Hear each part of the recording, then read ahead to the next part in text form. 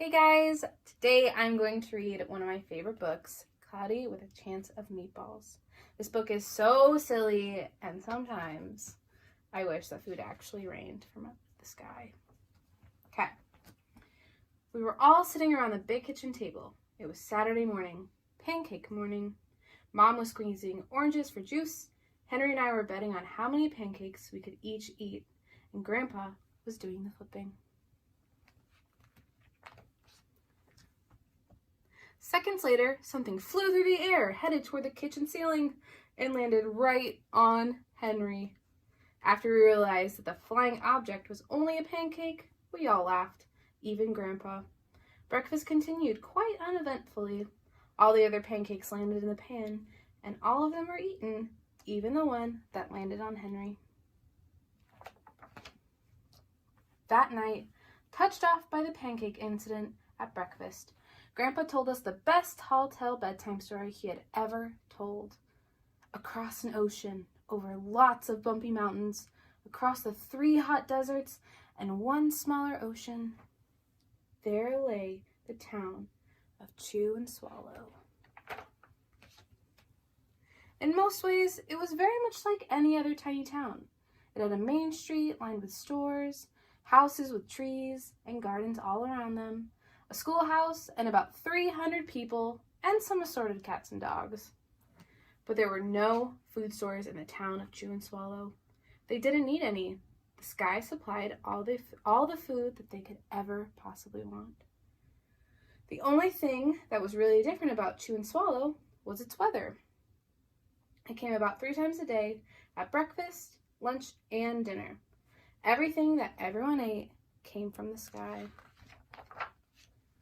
Whatever the weather served, that was what they ate. But it never rained rain, it never snowed snow, and it never just blew the wind.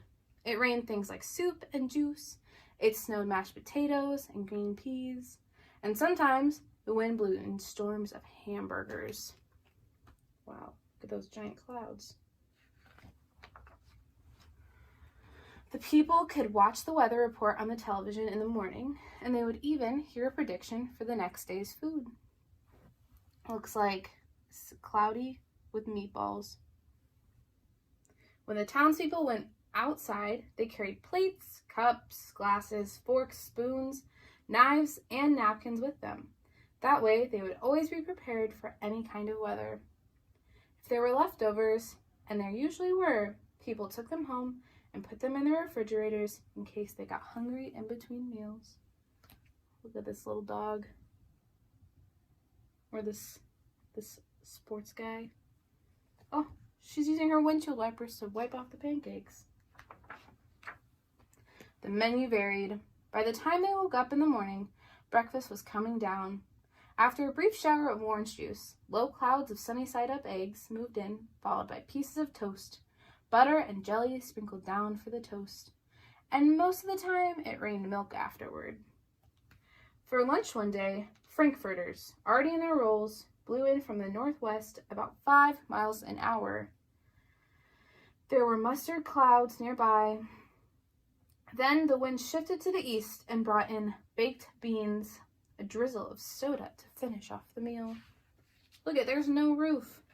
It's called Ralph's Roofless Restaurant. No cover, no minimum, always open. Dinner one night consisted of lamb chops, becoming heavy at times, with occasional ketchup.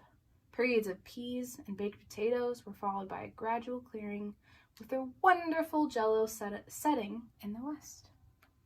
The sanitation department of Chew and Swallow had a rather unusual job for a sanitation department. It had to remove the food that fell on the houses and the sidewalks and the lawns. The workers cleaned up things after every meal and fed the dogs and cats. Then they emptied some of it into the surrounding oceans for the fish and turtles and whales to eat. I don't know if fish and turtles and whales like pie and corn. It's kind of silly. The rest of the food was put back into the earth so that the soil would be richer for the people's flower gardens. Life for the townspeople was delicious until the weather took a turn for the worse. Spaghetti ties up the town. Record-breaking pasta causes chaos. One day, there was nothing but gorgonzola cheese all day. They have little clips on their nose, which means it's probably really stinky. The next day, there was only broccoli, all overcooked. And the next day, there were Brussels sprouts with peanut butter and mayonnaise. Another day, there was pea soup fog. No one could see where they were going, and they all could barely find the rest of the meal that got stuck in the fog. The food was getting larger and larger, and so were the portions. The people were getting frightened. Violent storms blew up frequently. Awful things were happening.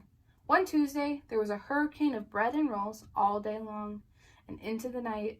There were soft rolls and hard rolls, some with seeds and some without. There was white bread and rye bread and whole wheat toast. Most of it was larger than they had ever seen bread and rolls before. It was a terrible day. Everyone had to stay indoors. Roofs were damaged, and the sanitation department was beside itself. The mess took the workers 4 days to clean up. So many days. And the sea was full of floating rolls. To help out, the people piled up as much bread as they could in their backyards. The birds picked at it, but it just stayed there and got staler and staler. There was a storm of pancakes one morning, and a downpour of maple syrup that nearly flooded the town. A huge pancake covered the school. No one could get it off because of its weight, so they had to close the school. Lunch one day brought 15-inch drifts of cream cheese and jelly sandwiches. Everyone ate themselves sick, and the day ended with a stomachache. Look, he's got a little jelly on his cheeks. There was an awful salt and pepper wind, accompanied by an even worse tomato tornado. People were sneezing themselves silly and running to avoid the tomatoes. The town was a mess. There were seeds and pulp everywhere. The sanitation department gave up. Their job was too big. Everyone feared for their lives. They couldn't go outside most of the time. Many houses had been badly damaged by giant meatballs. Stores were boarded up, and there was no school for the children. So a decision was made to abandon the town of Chew and Swallow. It was a matter of survival. The people glued the giant pieces of stale bread sandwich style with peanut butter and took the absolute necessities with them and set sail on their rafts for a new land. Look, you can see some bread. Oh, the shark's taking a bite out of one of the boats. There's giant sandwich, like clouds in the sky. Crazy. After being afloat for a week, they finally reached a small coastal town, which welcomed them. The bread had held up surprisingly well enough for them to build temporary houses for themselves out of it. It'd be silly to live in a bread house. The children began school again, and the adults all tried to find places for themselves in the new land. The biggest change that they had to make was getting used to buying food at the supermarket. They found it odd that the food was kept on shelves, packaged in boxes, cans, and bottles. Meat that had to be cooked was kept in large refrigerators. Nothing came down from the sky except for rain and snow.